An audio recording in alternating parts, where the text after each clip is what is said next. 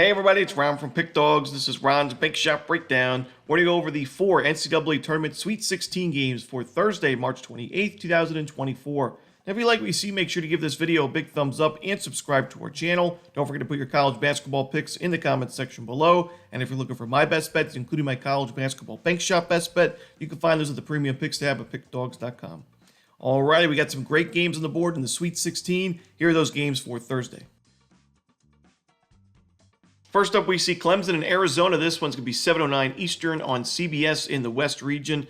Clemson's been really impressive so far this tournament. They were an underdog in that first round game, as even though they were the 6th seed against the 11 New Mexico, they were a 2.5-point dog in that game. Clemson won that one by 21 points, the final score, and then took down a really tough Baylor team in the second round in a game where Clemson was basically leading from start to finish, even though Baylor had a few comeback attempts towards the end. It was a really strong performance from the Tigers. On the other side, Arizona's been pretty dominant so far this tournament. 20-point win against Long Beach State, beat Dayton by 10 points, and another one of those games where they were leading from start to finish that one, basically by around 10 points, and they covered the number, laying 9.5 points. And Arizona, I just think matches up really well in this game. Clemson, give them credit for those big wins, but fundamentally, they're not the most sound team. I mean, they don't force a lot of turnovers, not a great offensive rebounding team. They don't get to the free throw line much, and Arizona's pretty strong in all three of those facets. But also, the pace of play, Clemson, pretty slow team. Offensively, right around, middle of the pack in terms of the country, but the defense is quite slow at 285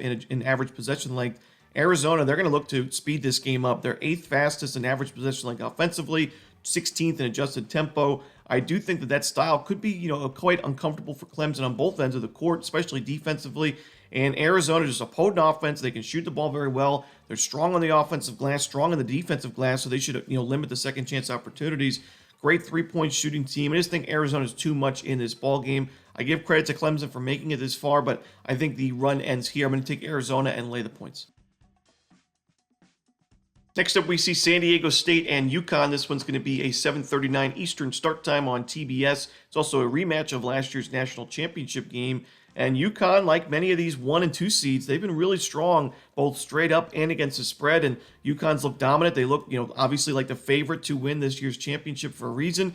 They took down Northwestern by 17 points in that last game. And honestly, the final score was a little bit closer than what that game actually was. Yukon was just dominant. Northwestern won that second half by 5 points, but I think a good amount of it was Yukon taking its foot off the pedal. It was also a game where, Yukon won that one by 17. They scored 75. Even though they did not really shoot the ball very well from 3-point range, they were excellent from 2-point range, 81%, but just 3 of 22 from the perimeter, 13.6%. That's pretty scary for opposing defenses if if you see Yukon scoring 75 and winning in blowout fashion and they're shooting 3 of 22 from the perimeter. We know Yukon can shoot a lot better from 3-point range. I think they will in this ball game. And that's why I lean towards the over here. We saw last year's national championship, I think, finished with 135 points. This total right around 136 right now. But I think San Diego State's defense not as strong as last year's team. And I think we're going to see a higher scoring game. San Diego State's offense looked pretty strong so far in the tournament. Scored 85 against Yale in that last matchup. I think Yukon is a big favorite for a reason. I think they win this game and cover the number. But like I said, I'd lean towards the over in this ball game as well. San Diego State, their defense on paper, adjusted defensive efficiency top 10, but shot quality numbers aren't the best. Not an amazing defensive rebounding team. They take quite a few fouls. I think Yukon can take advantage of that. So give me the over and Yukon laying the points. Next up, we see Alabama and North Carolina. This one's going to be 9:39 Eastern on CBS. That Alabama Grand Canyon game was a really entertaining game to watch. It was a game where I would say, the fundamentals kind of went out the window in that one. It was just an all-out war. Both teams struggled quite a bit shooting the basketball. Grand Canyon was 10% from 3, Alabama 26%. Both teams had 14 turnovers. There were 35 combined offensive rebounds. The fundamentals went out the window, and Alabama prevailed and covered the number in the end. But I worry that, a sloppy performance like that for Alabama here could be their demise. I think North Carolina is a really experienced team, fundamentally sound team, balanced on both ends of the court. They can go toe-to-toe with a really potent Alabama offense, but the difference is North Carolina's defense is just much stronger, and they're a great defensive rebounding team, so they're going to be able to hold a really good offensive rebounding team in Alabama to 1 shot per trip. Good perimeter defense, just good defense in general. I like what I'm seeing for North Carolina. While Alabama's a really fun team to watch and can put up 100 points at any moment, I think North Carolina takes this one. I'm going to take the Tar Heels and lay the points. Next up, we see Illinois and Iowa State. This one's going to be a 10:09 Eastern start time on TBS in the East region. Iowa State took down Washington State in that last game by 11 points, 67-56.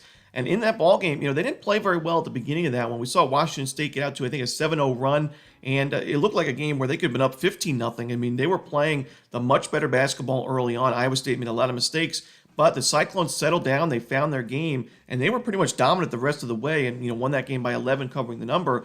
But it was also a game where we saw Iowa State shoot 50% from three. Yet again, another really good three-point performance from this team. They had 48% against South Dakota State, 50% against Wazoo. But I don't think we can expect this team to shoot that well the rest of the tournament. They're a decent three-point shooting team, but averaging just under 36% on the season. I think Illinois, while you look at their three-point defense on paper, isn't great, ranked 209 in the country. It's also a team that doesn't give up a lot of points from three-point range to begin with. They're ranked, 25.4% of the points that Illinois gives up are from three-point jumpers. That's ranked 332nd. So I don't think that Iowa State's going to have a huge day from the perimeter. I think Illinois, we hear a lot about how this is an offense-first team. They're a potent offense, but their defense isn't great. I think their defense is underrated. Shot quality-wise, it's actually not too shabby. Now, they don't force a lot of turnovers at all. They really don't force a lot of turnovers. So you'd like to see their defense be a little bit more aggressive, but they're strong on the defensive glass. They're disciplined. They don't take too many fouls. And like I said, the shot quality numbers, they force pretty tough shots. So I think Iowa State's offense going to be a little bit more uncomfortable than it has in the first two rounds. And then we know Illinois' offense, number one in the country in adjusted offensive efficiency. They take care of the basketball. They're a great offensive rebounding team. They get to the free throw line. They make their free throws. And they have one of the best scorers and players in general in college basketball in Shannon. So I'm going to go with Illinois in this game. We're getting a couple points. I'm going to take those points and sprinkle on the money line with the Illini. And that's it. Those are the games for Thursday in the Sweet 16. Hope you enjoyed this video. If you did, don't forget to hit that like button and subscribe. And don't forget to put your college basketball picks in the comments section below. Again, if you're looking for my best bets, you can find those at Pick Dawgz Premium. As always, this is Ron Romanelli. Good luck.